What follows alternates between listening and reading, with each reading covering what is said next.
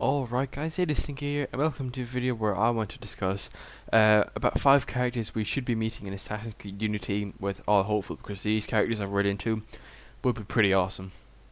Okay, so the first character we're looking into is Marquis de Sade. This character, he escaped prison a couple of times, but eventually his luck ran out. And what he did, he was an aristocrat, and he drew attention to the police as early as 1763 by misleading prostitutes and trying to imprison one in his home on Easter Sunday. Hopefully maybe he's your funny friend, like in Assassin's Creed Unity, your funny friend, or in Black Flag, your funny friend would have been like Charles Vane or something like that. And he's said to have sexually abused his employees as well, and a new word created in his honor, sadism. However, he was able to got enough support so that he became one of the revolutionaries, and he got elected to the new National Convention, the legislative assembly that officially founded the First Republic, and he served there until 1793 when he was jailed for being too moderate, probably the first time he was ever accused of such a thing. The next character that we went meeting, number 4, is Thomas Paine. Thomas Paine should be a familiar name to Americans. The Englishman was perhaps most well known for writing Common Sense, a pamphlet that argued for the American colonies to declare independence from Great Britain. The pamphlet was widely disseminated amongst the colonists and inspired many to advocate independence. During the war, he served as an aide to American General Nathaniel Greene, and helped ferry money from France to the Continental Army. However, his story is bigger than a few paragraphs. In an American history textbook, Paine travelled to France during the Revolution there and published The Right to Man, a book in favour of the popular uprising. Although he couldn't speak French, he was elected to the National Convention and voted for the formation of the Republic. Like de Sade, though Paine was despised by the powerful radical faction known as the Mountain, they eventually stripped him of his office and imprisoned him.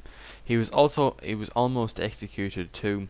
The only reason he was spared was that the jailer accidentally marked the inside of his door with chalk instead of the outside. This small mistake saved him from the guillotine. There were plenty of people who fought in American and French independence. However, Paine was the few involved in both conflicts. He'd be an interesting character to include in Assassin's Creed Unity because he would act as a bridge sort of between the game and Assassin's Creed 3. It's a rare opportunity to show that two revolutions aren't just isolated in chapters of history. So far from reading through this article, this is probably my favourite character so far, and his name is Jean Baptiste Carrière. While fighting a coalition of European nations, the French Republic also had to fend off a counter-revolution in the Vendée. The National Convention sent Jean Baptiste Carrière to suppress this uprising, and he took the assignment a bit too seriously. Carrière rounded up everyone he suspected of being a royalist sympathiser, or at least not an enthusiastic supporter of the revolution. Rather than giving proper trials to these thousands of prisoners, Carrière started killing them. The guillotine and firing squad were too slow, so he resorted to mass drowning. He loaded up prisoners into boats with trapdoors and then sank them in the lower river. He reportedly tied naked women and men together before executing them, and a method that came to be called Republican marriage. In this disastrous situation, Carrière, still boiling with rage, forbade and the slightest emotion of pity, seized by the collar and threatened with his sword to those who came to speak to him, and caused bills to be posted, stating that whoever presumed to solicit or on behalf of any person in confidence should be thrown in prison himself. A dull fate here is wrote in the history of the revolution. Eventually, Carrier's crazy paper caught up to him. After his supporters in the French government fell out of power, he was put on trial and executed. I can't help but think he'd make a good target for Assassin's Creed Unity's hero though. Our second last person to report on for Assassin's Creed Unity that could be possible in the game is the only female out of the list, and that is Charlotte Corday. Assassin's Creed Unity will tell the story of a secret order of assassins operating in revolutionary France. However, not all the assassins in the game have to be fictional. There is at least one real assassin during the Revolutionary War, Charlotte Corday.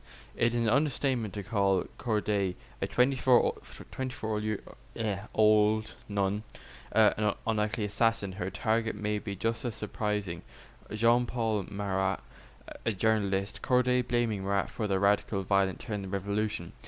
He advocated the mass slaughter of Paris's prisoners, the September massacres, to prevent them from revolting. He was also unrelenting in his criticism of moderate revolutionaries. Corday thought that Marat's death would prevent further violence. She wanted to kill him in front of the entire National Convention in 1793, but a rare skin condition forced him to rarely leave his home. She settled on a more private assassination, killing him in his bathtub with a kitchen knife. She failed to prevent any further bloodshed in the French Revolution. If anything, the assassination turned Marat into martyr to his supporters. Still, her belief that she could change history for the better through murder still sounds a lot like the way Assassin's Creed heroes operate. It's not hard to imagine her being a member.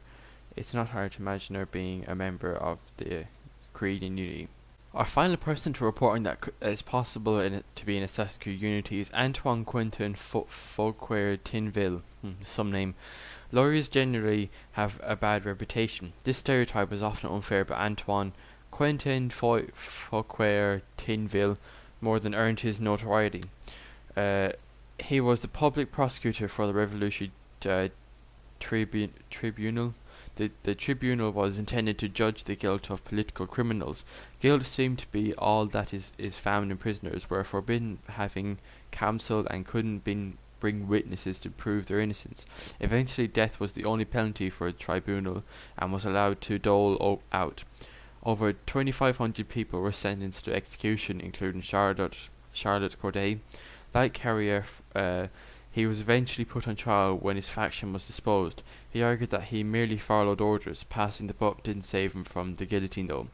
While he's not the sole reason that the tribunal became a kangaroo court, he was nonetheless a dutiful servant of a violent and corrupt government. Perhaps his blind obedience will be rewarded with a cameo in Assassin's Creed Unity. A ruthless lawyer sure sounds like a good villain, if only for a mission or two.